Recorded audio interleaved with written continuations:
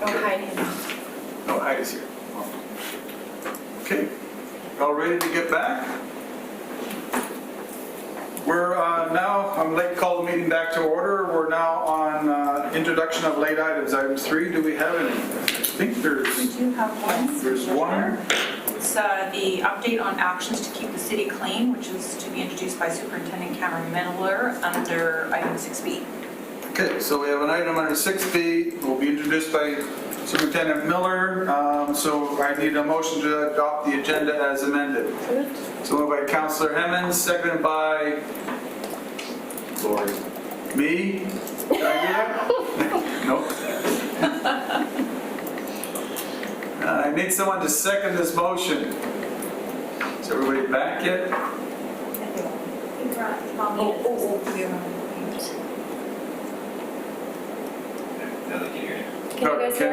I need someone to second our motion to adopt the minutes as amended.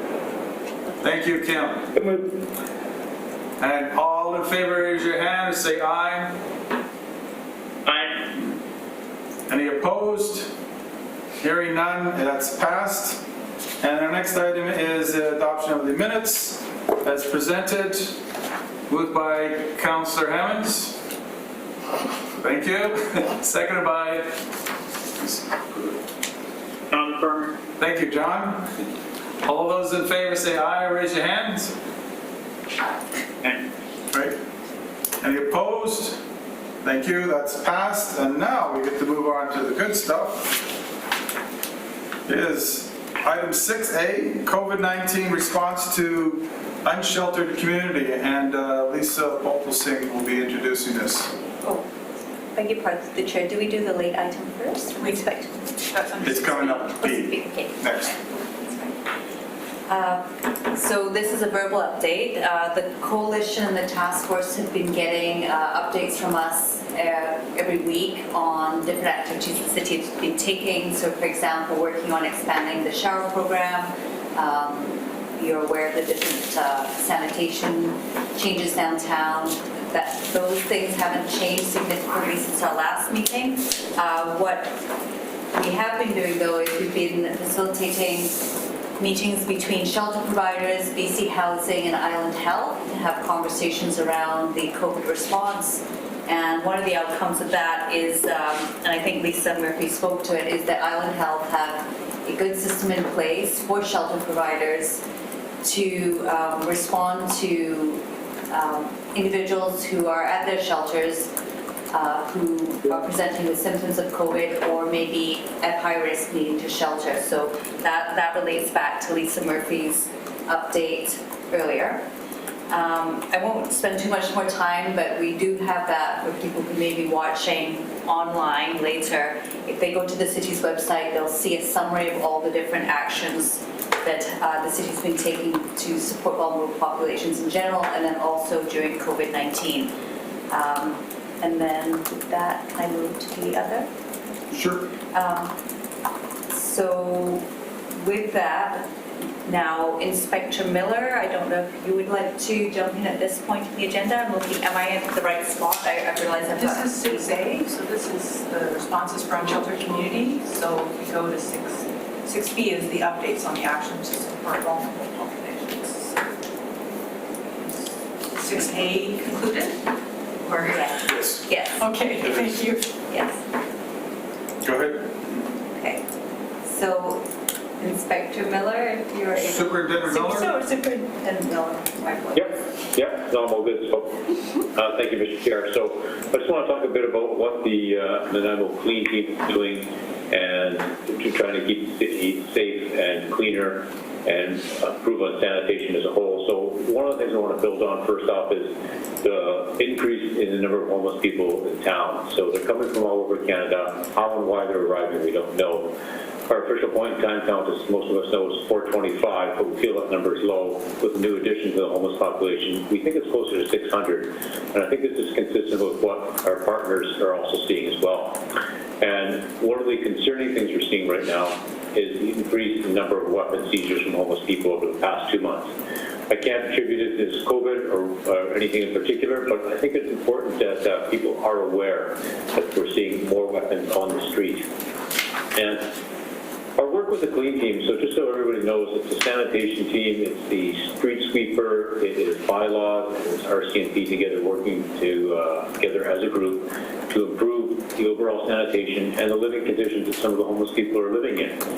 The role of the RCMP in this partnership is to ensure safe working conditions for the city staff. So many of the homeless population, they either don't know about social distancing or don't want to comply with it, and it can place city workers who are trying to clean up in a dangerous situation. So we're out there making sure that the city workers are safe, but also the homeless people as well. And the current focus, we're working on Wesley Street, Diana Krall Plaza, Commercial Street, and the general downtown core. And when the basic cleaning is complete in these areas, the bike unit will travel around to different areas of the town, and they ensure homeless people are safe and aware of where they can access resources.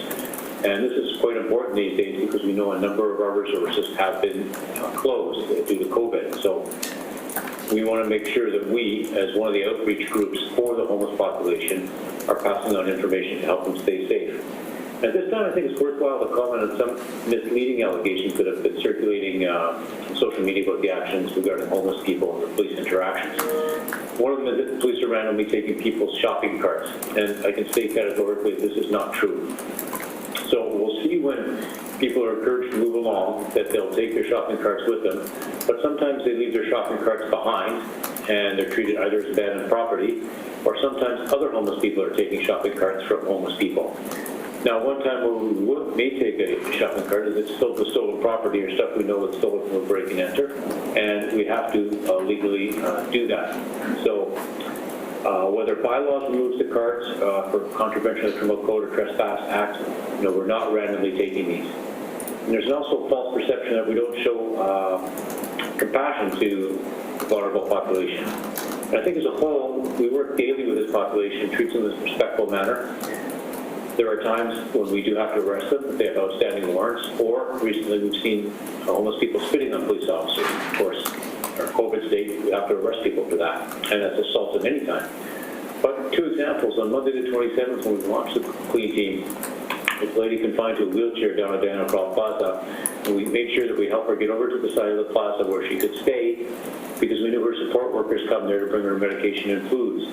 Later that week, a homeless person was trying to move along the shopping cart and it wouldn't go, so the officer took the time to crawl under the shopping cart and fix the broken wheel. So we're out there working with our community. We often arrange accommodations for people at shelters, sobering beds, facilitate transport to those needs. So we are obliged and legally required to enforce the laws, and we want to make sure that we don't get another 10 cities taking hold. So we're going to work with the city, to make sure that we follow the court orders. And the one concern we have is a lack of clarity for the province's plan to decamp of the transitioning parks back to normal use in Vancouver and Victoria. The encampment model may not have been successful in these cities as they'd hoped for. So that's an update for myself with respect to what we're doing in the policing world, but also in the clean team. Thank you, Mr. Chair. Thank you for that. Jason, you have a question? Not a question, but just a quick comment, and just thanks to the city and the RCMP with the job that they're doing on Wesley Street. It was a big concern of mine. Weeks ago, it was heard, and they've done a great job there, so thank you. Thank you for that. Thank you. I believe that brings us up now to report 6C, Food Security Working Group update and review of Food Security Working Group guidelines. Lisa is going to carry on with that. Okay, I think as we mentioned to you in our last task force meeting, staff were guided to create a food security working group. That group has been meeting once a week, and in between that, there have been 4 members of that who have volunteered to actually draft a terms of reference and start working on a food security plan. This has been broken into 2 different pieces, and you'll see attached to your agendas a working group guideline, and we're using the word guideline for the Health and Housing Task Force Food Security Working Group. And we would like this group to consider endorsing that, asking any questions you might have about that. But basically, this guideline will provide the framework similar to, in terms of reference, for what the food security group will undertake. And this will be broken into two parts, looking at food security for those who are vulnerable on the streets, both during the COVID-19 crisis and then longer term looking beyond that. So working on that, we have Karen Constal, who's one of our city team. We have Jen Cody from Food Share, Deborah Hollins from the Nanaimo Family Life Association, and then we also have Nicole Pankratz, who is with Food for Thought in that organization. And so I don't know if there's any questions about the guidelines, but they basically are a framework to allow the group to work fairly quickly. This group is very, has a lot of capacity and is working rapidly to put this together. And I think we'd also like to raise our hands to all the participants, Loaves and Fishes, United Way, the Salvation Army, 710, because in the midst of this planning, all of these groups have adapted and rolled to either support each other. The School Foundation is another one, and Nanaimo Youth Services, to really provide fairly robust food services. One of the more recent ones is a collaboration between the Salvation Army and Canadian Mental Health to deliver food hampers to help people who are in more remote and isolated areas receive food when they're not able to access food in the downtown areas. So these are all really positive initiatives that carry on in the midst of us planning to look for how we can support these groups to work better in the short and long term. So with that, I'll ask. Aaron, you would like to say something? Yeah, just a question, and my apologies, I should know this, but there are some definite long-term goals in here, developing a food security plan, et cetera, but it is specific to COVID-19, and I just want to ensure that the work we're doing is going to carry on beyond the pandemic. Yeah, so through the chair, the intention is that very much so that the work continues through the pandemic and beyond. As part of the recovery from COVID, we're very well aware of the economic impacts and the stresses on all community members, those who are unhoused and those who are on the margins due to poverty and maybe even recent job losses through COVID. So the work that Alina Turner is doing gives us some data that shows us the numbers of people who are going to be at risk because of the amounts of money they have available for their food and shelter. So absolutely, that's a key part. But the immediate focus is working on ensuring that the current food system can keep going during COVID, and we're doing what we can to leverage support and resources for them. In terms of process, do we need to vote on this and then recommend as a recommendation to council, or would it be just? So my understanding through our ledge services is that because this is a working group of the task force, is that you can endorse it and then we're good to go. Okay. That's my understanding. And am I correct, Karen? Yeah, these are guidelines, so they're not quite as guidelines. formal as the select committee procedure. So you can branch off for specific purposes to have the shirt sleeve sessions. So it's just this committee's job to endorse it. It doesn't need to go to council. Okay. So I'm looking for a motion to endorse by Councillor Emmons, seconded by, help me out here, anybody? Jason, thank you. Seconded by Jason. All those in favor say aye or raise your hands. Any opposed? Hearing none, it's great. I look forward to the work that they're going to be doing. Next on our item is Dr. Alina Turner, I believe, is Help Seeker project status, and Lisa's going to introduce that one as well. So again, the work of this task force, despite COVID, has continued and is adapting to COVID. So many of the things that we have underway continue, and I'll let Alina tell you about this. So it's basically, she's going to give us an update on the initial findings of the systems mapping project to date, and also discuss with us the adaptations to COVID and how we can pivot this project to align with COVID. So Alina, over to you. Yeah, thanks, and hello, everyone. Hope everybody is doing okay. There's a bit more folks in the room, so maybe we're adjusting, it seems. So I wanted to share a couple of updates with you, and I also don't want to repeat what I shared before. But the big pieces that we wanted to bring forward today, and it's really picking up on our conversation together last time we met, is around the financial modeling component. So it's really that next step in our work together. So now that we understand through the needs assessment some of the gaps in terms of services from a health and housing perspective, how can we build a framework in terms of what's needed in Nanaimo and do that based on available data that we have, and create an agile process that we can update as better and better information comes in from your efforts. So I'm going to bring you up to speed on a couple of things. Sorry about that. Go back here.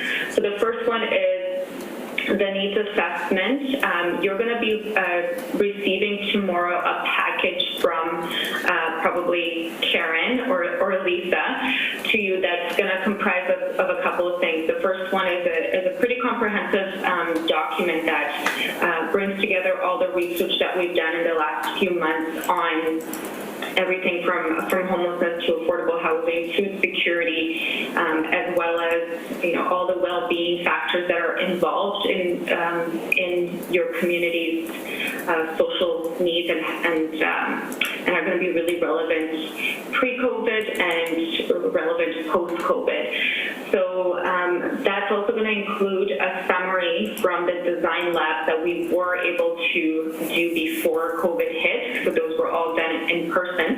We synthesized and summarized the recommendations that came out of that initial set of consultations. And as you know, we're going to pick that back up when things open up a little further in the fall. But we thought it would be really important to give you this compendium, if you will, of information as you develop your food security strategy and any of your COVID responses. And you're building off of the most recent data that we have on hand. So what we felt would be a good use of your time as well is to, it's a pretty hefty document. It's like I said, it's very comprehensive, which is what we wanted. But rather than have you, nitpick 100 pages in terms of kind of hardcore edits, look at it from a high level, from a strategic lens, and we're looking for feedback on, is this hitting the mark? Is this missing something completely that we need to go back and go further on? So that level of feedback would be really critical. The other piece that we discussed with the working committee, just knowing that everybody's quite busy with their COVID responses, to give you a month as a task force to go through this piece. And we understand that you may just need to skim it. That's okay. We're going to flag certain sections for some of you. So for instance, BC housing, we might want you to look specifically at a section that we weren't 100% sure about, that you might have additional insights on. So we'll do our best to areas that we think are lacking or are not as strong because the data wasn't available or the data was older, so that your time can be spent more surgically, if you will, in your review. And of course, you're more than welcome to look at the whole thing and send us as much feedback as you want. Like I said, I don't think it's a good use of your time to do editorial things, but of course, if there's something glaring, by all means. We're going to have Chantel from my team. So some of you have met her when she was in town for the design lab, be the recipient of the feedback with a CC to Karen. Again, this will all be in the package that you receive tomorrow. Like I said, May 30th is our target deadline, if you will. And we're going to be sending 2 reminders just so that it doesn't fall off your radar in this time. So that's the first update for you. And it's been, like I said, it's been have rinsed through some of you already, because you might be on the working group, but opening that up to the task force. And a reminder as well that we're going to have an opportunity to give or add a chapter on social needs post-COVID. And again, as we get a better sense of what that looks like, we're going to be able to round this out in the fall with the additional consultations and that COVID recovery update, if you will. So that's the first piece. Maybe I'll pause here and see if anybody has any questions, Lisa, if that makes sense, before I go to the modeling piece. Sure. Does anybody have any questions they'd like to ask? I guess I might just add that the homework that Alina's going to be giving you is actually really key for us to be able to identify the gaps and get good results for modeling what we need in terms of either realigning resources or asking for additional. So we'll be giving some firm but gentle reminders a couple of times to several of you who have access to data that's important. So thank you. Yeah, and actually that's a really nice segue to the second item that won't be as simple as the first one. We took the task to heart over the last 2 weeks from you, which was to help you prepare for some of the opportunities that might come from federal or provincial sources in terms of funding to respond to COVID, particularly around the housing and homelessness component. And that seems to have materialized in some respects with some opportunities to make asks for supportive housing or housing first initiatives, in particular with the federal government.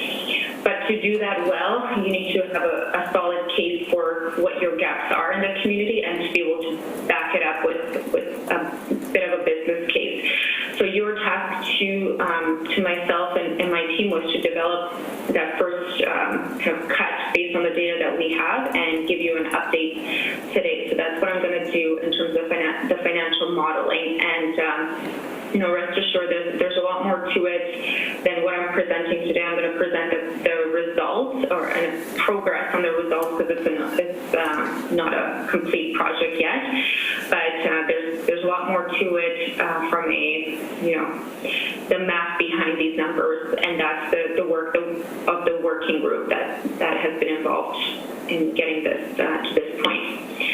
So I wanted to give you a bit of an overview on what we mean by financial modeling when it comes to social issues. And it's not a perfect science by any means, but it's trying to apply a method to understand what the gaps are and also what the gaps are going to look like over time, because we know that there's dynamics at play. Again, COVID is going to add a whole other dimension to this, and there's lots of moving parts in terms of predicting what needs are going to be in 5 years versus what they are today. So what we try to do is develop a model that takes into account these variables, things like population growth, things like the various costs of intervention, so how much it costs to develop a new unit of affordable housing or supportive housing, how much it costs to operate these units, how efficient they are in terms of turnover, and if people return back to homelessness, because there's not a good segue into market units or home ownership, so there's a constant back and flow. So all of these factors kind of become inputs into this modeling exercise, and then we develop scenarios out of those. So the scenarios would be different strategies in addressing the gaps in the system. So a gap might be, your chronic and episodic homeless numbers would be an underserved population that is a pressure point for, and we just heard from your public systems earlier around crime and safety and public system use, etc. So you might, for instance, have a scenario where you house everyone that's in that chronically homeless population estimate, but that doesn't mean that you only focus on that group. So, what are we doing in terms of at-risk population, etc. And you can run the model with these various dynamics and variations thereof, so that you can see, okay, well, am I better off investing in rent subsidies for, that match the needs of the at-risk population versus supportive housing, or is there an optimal mix? If I was going to serve everyone, what would that look like, and what would that cost, right? Because that's another piece of the puzzle here, is what can we afford with what's coming in? If we are going to make a pitch for additional resources, how do we prioritize? So it's really an exercise, and like I said, putting some numbers to these conversations that maybe previously weren't as transparent as before, and not transparent as people didn't want to talk about it, just transparent as we didn't necessarily have the tools at our disposal. So these are the exercises that we're doing right now internally and with the working group. So I wanted to present to you some progress on the first scenario that we've been able to run. And just to give you a sense of what that looks like, so you have an idea about costs and gaps and numbers, because I know that's a huge piece of knowledge that's very useful to have in your back pocket when you are asking for additional funding for Nanaimo. So one of the pieces that I'll just mention is in terms of assumptions, and that's what's listed here. And these are important because we modeled on 5 years, so addressing these target needs over the next 5 years. And we can, and we probably will, run a 10-year model as well to see what the variance is. But for what I'm presenting to you today, it's a 5-year scenario. And then we make some assumptions about target population growth. So your growth in Nanaimo is obviously much lower on a yearly basis than 3% or 10%. But again, just listening to the previous presenter, what we're seeing in your homeless count and what we're hearing from your anecdotal outreach and police folks is that the population is growing, and it's probably growing faster. It's probably a safe assumption that it's growing faster than the general population. So again, some assumptions there that due to higher rates of mobility in this population, that we're making some estimates about what that looks like over time. If we had real data, we could actually plug that in, but we don't, so we're going to need to make some estimates for now.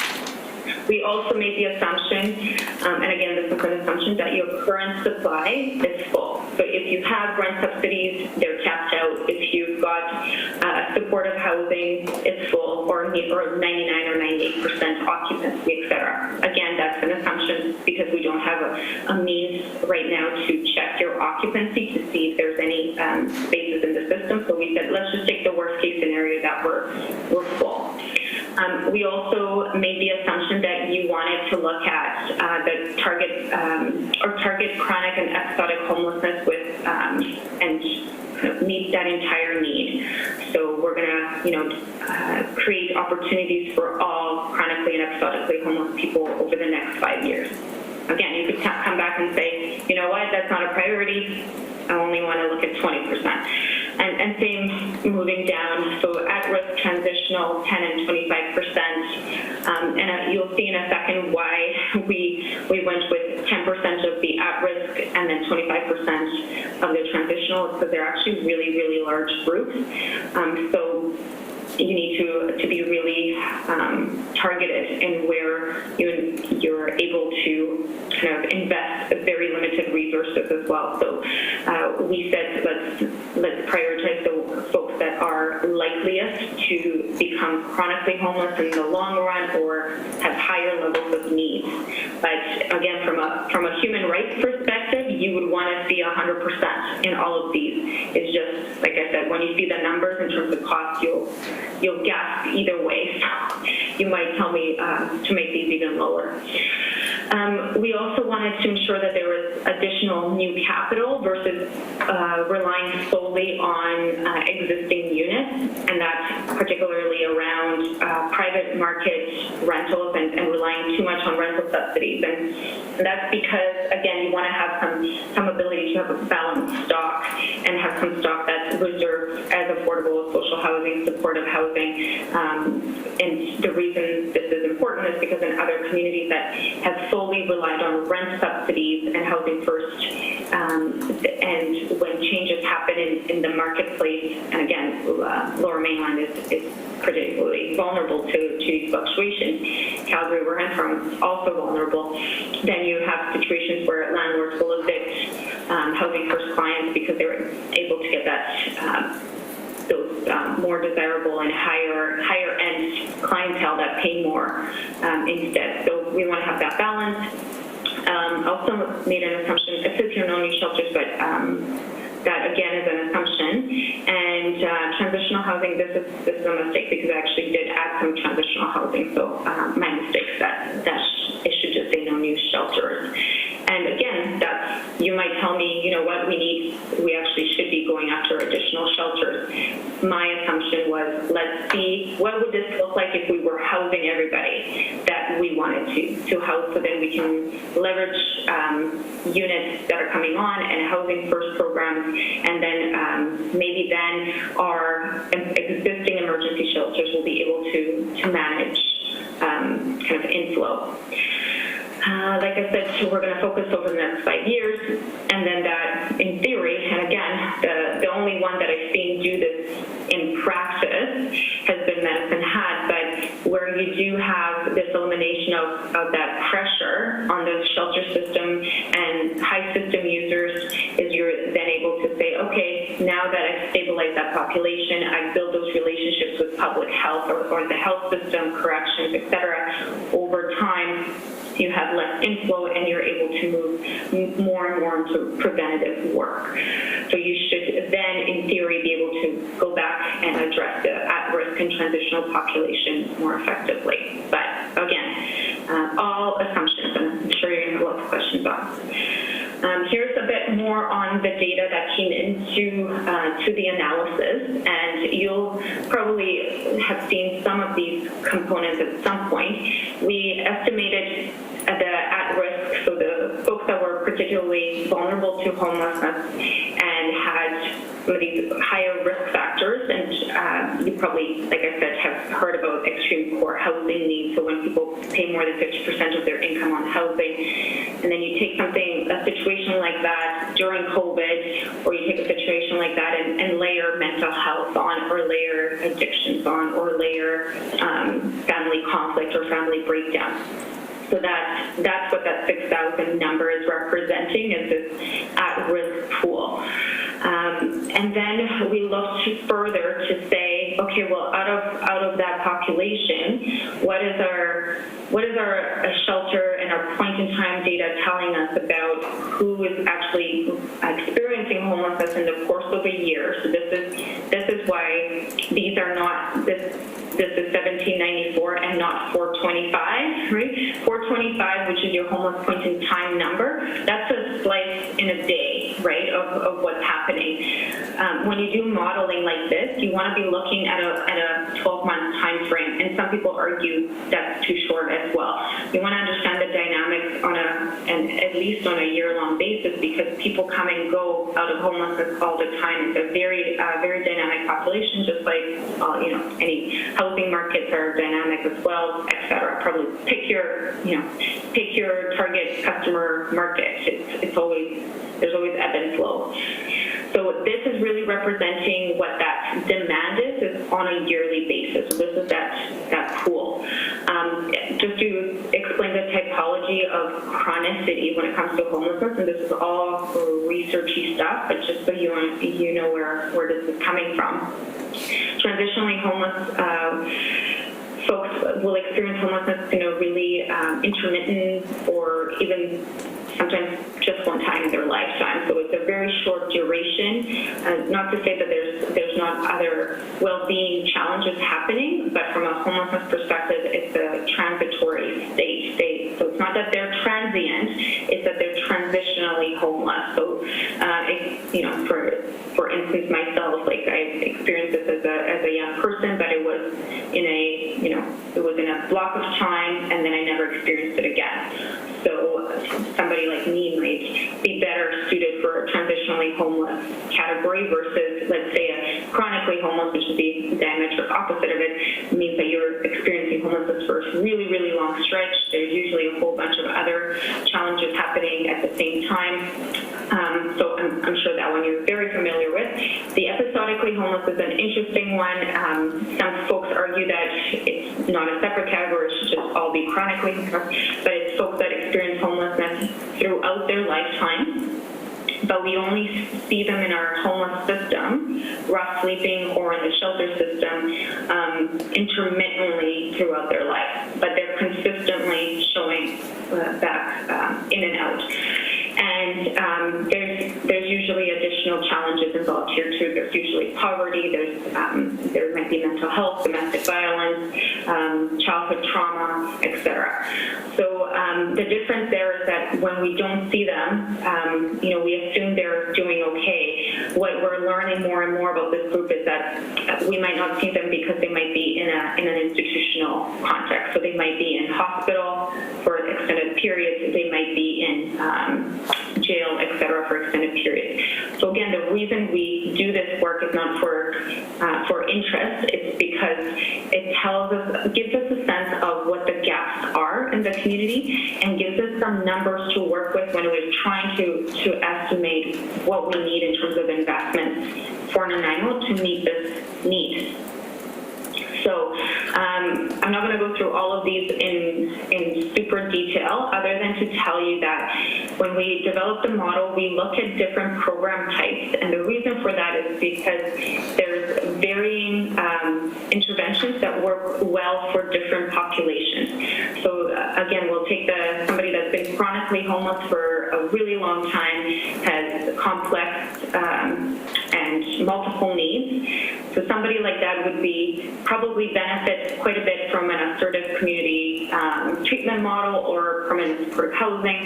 But if we, let's say, just gave them a rent subsidy and said, see you later, good luck, that probably is not going to work very well. Vice versa, you take somebody that has fallen on hard times because they lost their job, they lost the housing because they didn't have the damage deposit for the next one, but generally, it's with a rent subsidy, they would be okay, and that's all, that's the minimum piece that we could give them, and they would be able to kind of come out of that situation.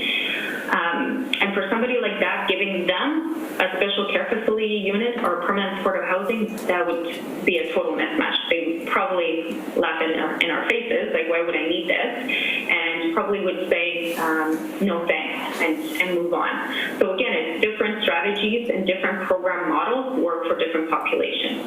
And they all have different rates of turnover, so the way people flow through them. They all have different flows back into homelessness as well, or back into our demand pool. We need to understand those as well. And then they all have different costs per space. And in some cases, they require a capital investment, and in some cases, they only require an operational investment. So that's what this is representing, is our assumptions in these varying models.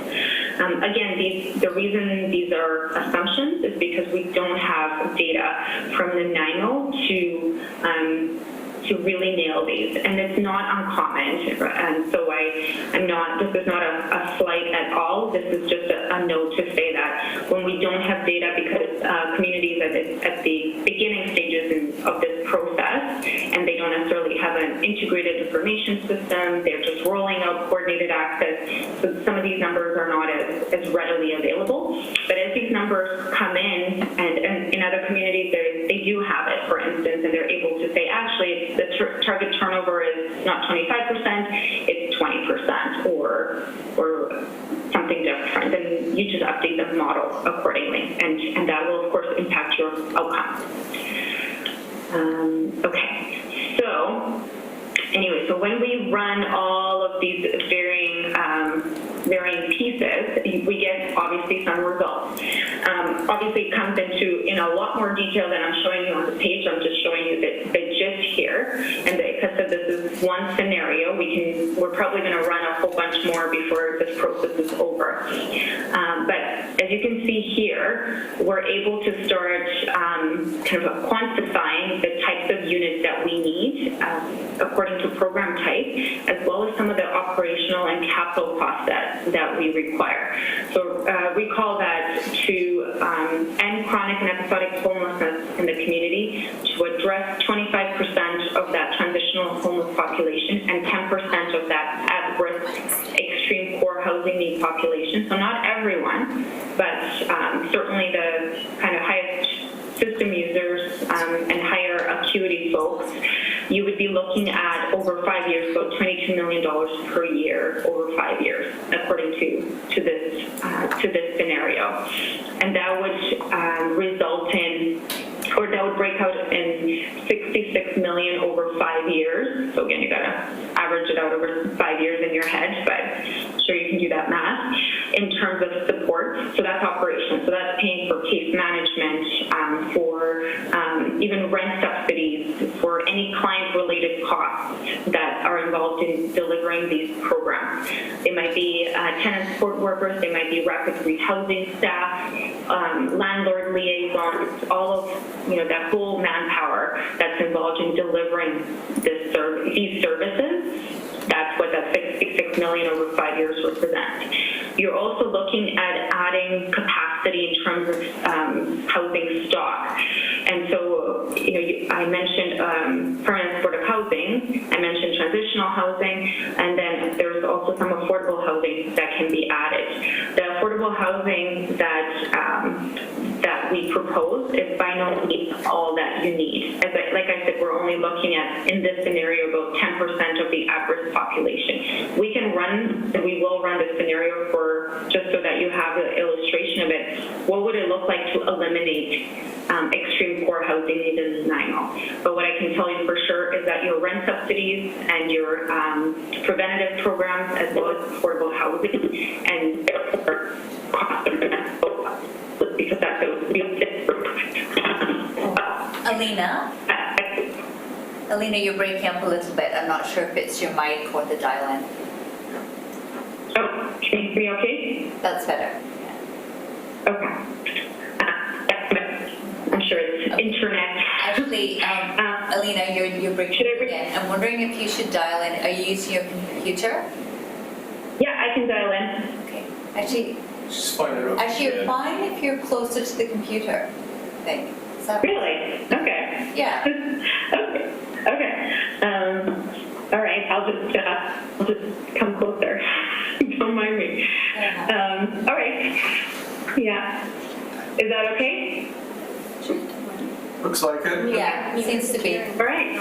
You're closer Okay, to Nanaimo now. Is there anything I should repeat on this before I close off? No, I think we caught you. Unless there's any questions through the chair. And then here's the last slide, and like I said, just to show you what this would look like over 5 years in terms of actual spaces. So 190 units of permanent supportive housing for that higher acuity, chronically and episodically homeless population primarily, 280 units of affordable, or spaces of affordable housing, 86 additional housing.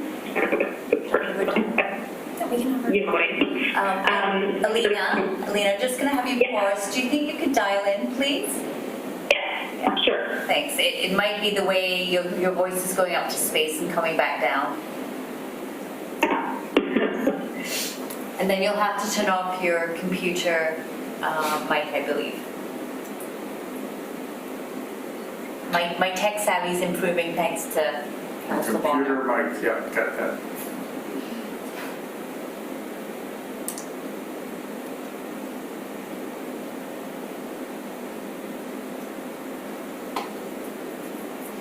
Apparently it might be Harley.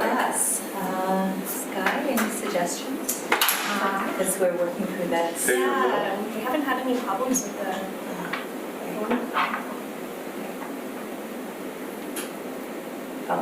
Through the chair, can I ask, is anybody else having trouble hearing us? I'm seeing most of the chat saying they're fine hearing Alina, just us. Okay. I'm fine with both, Lisa. Oh. Okay, so the problem might be at RN's kind So we can hang up and call it again.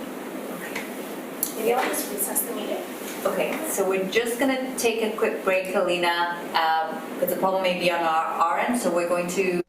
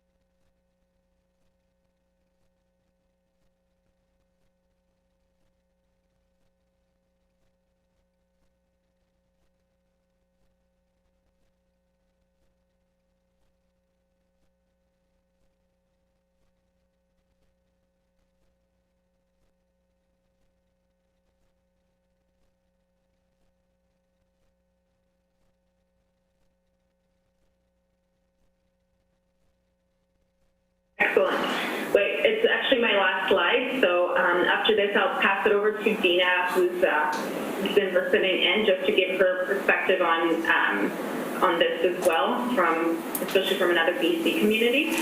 But just to summarize, the model can also provide us a range of program types and the kinds of numbers we're looking at to fill the gap to meet our targets over that 5 years. So again, we looked at a spaced approach with staggering the addition of capital units coming online, because we know it's going to take time for approvals, et cetera. So it's not like, year one, boom, you get everything in place.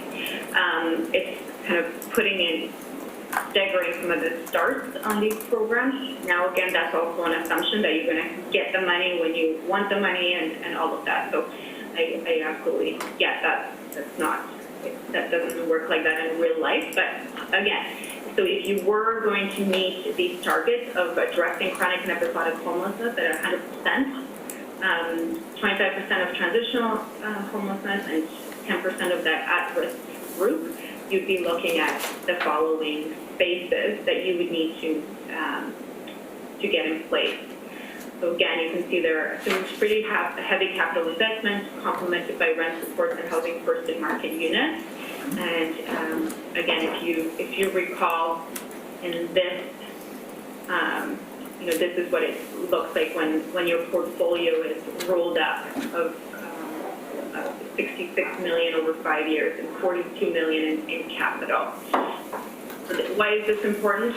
obviously because in your conversations with various levels of government or philanthropy and donors, et cetera, do you have a solid understanding of what your needs are and some numbers and to estimate demand and what that demand looks like today versus in 10 years versus 5 years, again, with the best data that we have available, then you know when something comes in and a $2 million announcement gets made, you can understand it. Okay, well, is this capital? What kind of capital?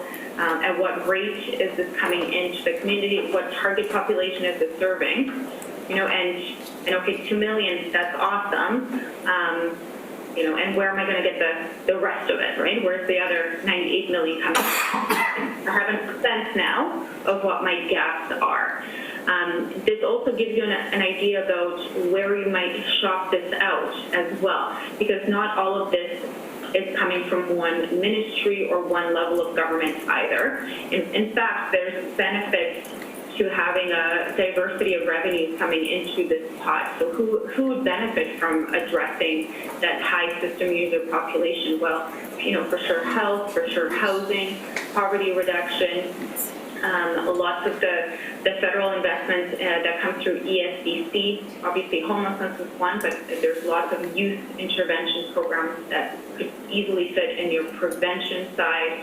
The National Housing Strategy and affordable housing investments, the rent subsidy work. It gives you some backing and some sense of where you want to focus your policy and GR work as well, and to kind of put some context around what your act and your priority act might be moving forward. Like I said, this is illustrative. For one scenario, we're working with the community to develop additional scenarios as well, and this is a tool that's going to stay with your community. So it's something that you want to be doing on a go-forward basis, and you as task force should expect this level of analysis from your system planning organization or your system planning team on a go-forward basis too, so that you're making decisions on as good a data as is available, and you're applying this type of thinking on top of your anecdotal evidence. That's still super important, and other data sources that are going to be part of your needs assessment that's going to be shared with you as well. So, Dina, did you want to chime in before we open it up to additional questions? Sure, just wanted to make a quick comment. Can everyone hear me all right? Yeah. Hi, Dina, you're a little soft. Do you want to try again? Okay, I will try again. How's that? Perfect, really good, thanks. Okay. So just wanted to make a quick comment with respect to the analysis that was provided from a local government perspective. I think what's really helpful is showing the 5-year cycle out, especially with kind of all BC communities looking at our annual capital and operating budget cycles and having to forecast those out with 5-year horizons. And so specifically to local government, it helps also by looking at this pie chart that Alina has created to better understand then with respect to the various mandates that are informing this pie chart. So being able as local government to see and clearly articulate where your mandate begins and ends, where you would potentially want to foster high impact investment from all funding sources in your community, and also helps to inform your city council moving forward with your policy advocacy efforts or local government policy interventions. Where could those play a role in enhancing your community infrastructure development in the high priority needs? So I think it looks like you're well on your way to develop a solid foundation with respect to those areas with this information that's been provided. Thanks, Dina. Thank you for that. Yes. Mr. Chair, I just wanted to note that we do not have quorum right now. So certainly if the committee just wants to finish up with the discussion, as long as there's no motions that are required. That's fine, yeah. Okay. So maybe if there aren't kind of immediate questions, by all means, you can chew on this for a bit. I'm going to be updating the committee on progress on this. Like I said, it's scenario 1. There's probably going to be a few more at least. Oh, and I think Jason has a question as well. So. No, he's just smiling. Oh, okay. That's cool too. Yeah, so we'll come back and probably your next meeting in 2 weeks to give you an update on our progress in kind of rolling this up. Another note too is you can apply this type of modeling to any social issue. So like I said, our task was around this particular pressure point, but you could be looking at this from like a mental health treatment beds or poverty reduction. I've applied it to that as well. Childcare, we're going to be looking at that actually in Abbotsford around childcare spaces and early childhood support. So, you're as long as you understand, how the modeling works, you can plug in the variables and develop the inputs into this. So Alina, one of the values of this is that as we may land certain projects or get increases through either nonprofits, we can plug that in and see what effect it has on. Yeah. Exactly. Yes, exactly. And it also helps you mitigate expectations a little bit too, because we often get caught up in the shiny building. That's 20 units, which is amazing. It's not to take away from it, but it will. There's a lot more that's needed to address this backlog. So you want to be able to have a fulsome response that's inclusive of the mental health, the addiction supports, etc. So you got to balance that, these various components, and it's not one for the other. It's yes, there's strategy, right? That you need all of these pieces to come together. And then, Alina, this also allows us to do things like look at youth, seniors, and other subgroups within our priorities on that. Exactly. Yeah. So we can develop it at a level that's more general, or we can say, what does this look like for youth homelessness in particular, and start drilling into Indigenous or, yeah, absolutely. Thank you. Yeah. Okay. Does anyone have any questions? Superintendent Miller, who just got a promotion today. Thank you. Oh, congratulations. A little early today, so I think I just back to where I started off when I got off this morning. Just one of your earlier starts off, you said that part of this would look to reduce the inflow. My experience with the tax return in 2018, where we had a large homeless camp, and what had happened is when BC Housing was involved, saying that they were going to be creating some housing and supportive units, we saw a spike in the number of homeless people, and people were coming into town. When we spoke with them, they said, they heard through social media and whatnot that there would be housing here. Yeah. How do we sort of manage the inflow? If we set up something like this, if we're the only community doing it? Yeah, you can. Yeah, you need to have a concerted effort with other municipalities in BC to push together, and especially because you tend to get marginalized if you're the lone voice asking for $100 million. They're going to laugh at you. But if there wasn't a way to build a stronger municipal alliance, because you're all, the frustrating thing for me is that I get to see all of these permutations at the community level, and the story's pretty consistent. Like I said, there's always a local variance, and it's important to model that and take that into account here. But the story's pretty consistent. And the sources of funding, and that's why I was pushing us for that social impact audit to understand where the flows of money are coming into Nanaimo. They're primarily provincial sources. And it's not actually, we always put kind of the finger towards BC Housing, but it's actually a whole slate of ministerial accountabilities that come into play when you're talking about something like this. So the strategy has to be kind of a whole of government approach, and it has to be a bit of a mobilization strategy with other municipalities so that you don't have this impact. That's why the federal work is with other municipalities and across communities, and Sydney's part of the community entities that are working on similar efforts across Canada, because again, the other dynamic that the Lower Mainland has and the island has, that you're the last stop in some ways. So the flow into your community is higher than you might see in other parts of Canada as well. That's another key dimension that's at play for you. But if you were able to have similar efforts come into play with, with the Surrey, with the Abbotsford, actually, then you're able to push together and you understand you're not unreasonable people. You're not expecting that every community is going to get, 100% of their ask. But together you have at least you have, the conversation that can be had about how to tackle this provincially as well, and how you can make these decisions work at the local level, because your dynamics are going to be different in terms of, the 10 cities piece is going to be very, very different for Nanaimo than we might see in a Prince George situation. So I hope that kind of answers it, other than that, yes, we need all of that. No, very helpful, thank you.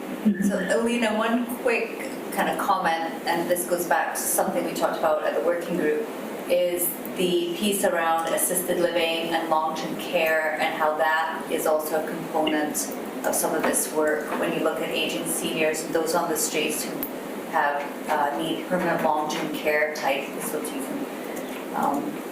and that, yeah. So just for absolutely, absolutely. There's and we could totally get into kind of the micro program model within this, but let's take permanent supportive housing, because I think that speaks to your point, Lisa. Permanent supportive housing is essentially, let's break it down. What is it? It's supports that are there more or less all the time, and they come with the unit of housing. The way that manifests is varied. So you can have permanent supportive housing that is kind of apartment style, SRO model with somebody, a concierge that's doing the guest management, and they're not there 24/7. That's one type of supportive housing. Obviously, it's quite a bit cheaper to run something like that with lots of units, because the operational costs are lower, because you can have 40 units in one building, et cetera, compared to, let's take it to more of that assisted living for complex needs, mental health, addictions, medical challenges, accessibility challenges. Hallways have to be bigger, lots of medical supports on site. There is, 24/7 staffing. There's no way you're going to have, no guest management, and certain times of the day you're always going to have an on-site presence. They tend to be much costlier. They don't tend to do well when you congregate too many folks in that type of context, because there's neighborhood opposition that usually comes with those. So they tend to be in the 20 to 30 range, which makes them more expensive to run on a per space basis. So when I say permanent supportive housing, there's actually layers within that category that we modeled. And some of it was more on that kind of hotel style versus the special care facility style. And but there's still a type of permanent supportive housing model. But absolutely, when you break these categories down, for instance, transitional housing in a addiction context looks very different than in a domestic violence context as well. So, but the concept is the same in that it's transitional and it's housing and there's supports attached to it. So does that help, Lisa? Just to clarify that some of these things go beyond BC Housing into health and long-term facilities, and just so that people knew that we were considering that for the study. I'm just wondering about time. Well, it is getting late. Does anybody have any questions of the doctor? And I can close out of sharing her screen now, and then Yeah, I think we're going to unshare you now. Okay. Did you cover just briefly what we're doing with the adaptations to COVID? We did that last time, but I mean, other than... Okay, that's fine. Yeah. Okay, we're good. But if there's anything else, Lisa, you can... Okay, that's all good. Thanks. Yeah. Okay, is there not any other questions? In that case, I believe that Sheila Malcolmson would like a minute of our time.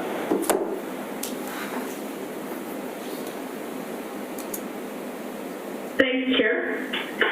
Wanted to just give people a really fast update on the Premier's announcement this afternoon, because we were all online while that was happening.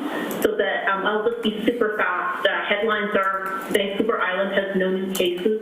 That's the third day in a row of no new COVID-19 positive cases. Thanks to everybody for their work on that. We want that to hold. Outbreaks on the Lower Mainland still mean that there's a pretty high level of concern, so all the measures are staying in place, and so the rules that we've been operating under are changing.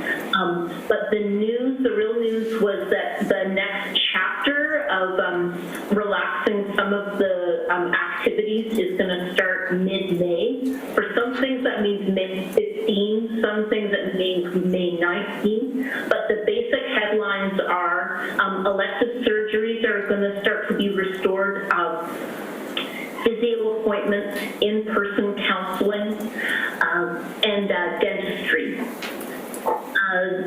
Transit's going to ramp up again. That'll look different in every community, of course. More childcare and more K-12. None of that is going to be mandatory, but a little bit more space in schools for kids who really want and need to be there. BC Park's day use is going to reopen. Businesses are going to reopen that have met the measure of the health officer and Workplace BC. So that is sort of in the next 2 weeks or so, you'll start to see some places open. Retail never closed, so some stores may well start to open that you haven't seen, but things like restaurants, bars, if they can meet the test of Bonnie Henry, then they will start to reopen over the next couple of weeks. Some of them may well not happen until June. And then maybe one of the nicest parts of the news is, again, in that mid-May period, there's going to be encouragement for us all to expand our social circles a little bit. Gatherings of maybe 6 people, kind of just increase the definition of who is your go-to family and the people that you're connected to. All the same principles as before remain. No hugging, no handshaking, keep physical distance, wash your hands like crazy, don't go to work if you're sick, but you're no longer going to see an encouragement to stay home, stay home, stay home. I think because the worst, it looks like for right now, the worst of the peak is behind us, especially in Vancouver Island, thanks to everybody's work. I think we're going to see a little bit more of each other, although, again, at a distance. No hugs yet, no non-essential travel yet. And you're going to see lots of media on that tonight, but I wanted to give you all just a direct update with thanks for your work, because everybody on the front line has worked so hard that we've so far ducked the worst of it and got better outcomes than anywhere else in North America. So big thanks. Thanks, Jill. Thank you very much for that. Unfortunately, it doesn't look like the biggest thing that's on everybody's mind right now is when are we going to get our next haircut, but that's fine. Maybe it's... That's not on my mind, Mr. Chair. Do we have any questions or comments on that? It's 5:15. We're about 15 minutes late. Unfortunately, the mayor wanted to speak as well, but he had to leave. So if I don't see anything... Mr. Chair, just one item, and I apologize for this. I'm on week 2 of my new job, and so when I was looking at the agenda, everything was a bit of a whirlwind last week. So I just noted that during the discussion regarding the working group guidelines, I mistakenly thought that it was for a very short, finite period to just sort of cover the COVID-19. And then as I'm hearing that it's going to possibly be expanded and I'm looking a little closer, I do believe that it meets the test of being really a subcommittee. So we will just move this on to council for formal endorsement, just that extra step. Okay. Okay. Can I go with that? Okay. I don't think there's anything else of anybody else. At that case, I believe we don't have quorum, so I can't stop the meeting. The Zoom that never ends. So I want to thank everybody for your time today, and I think it was a good meeting. We had a really good conversation, and I look forward to the next time we get together. So that's it. Yeah. Oh, and by the way, guys, just to let you know, our next meeting will be on May 27th. You will receive a cancellation notice for May 13th, for May 27th. So, awesome. Thank you. All right. Thanks, Lisa. See you all then. Thanks. Well, have a good haircut. Hi. Yeah. Bye. Bye. Bye.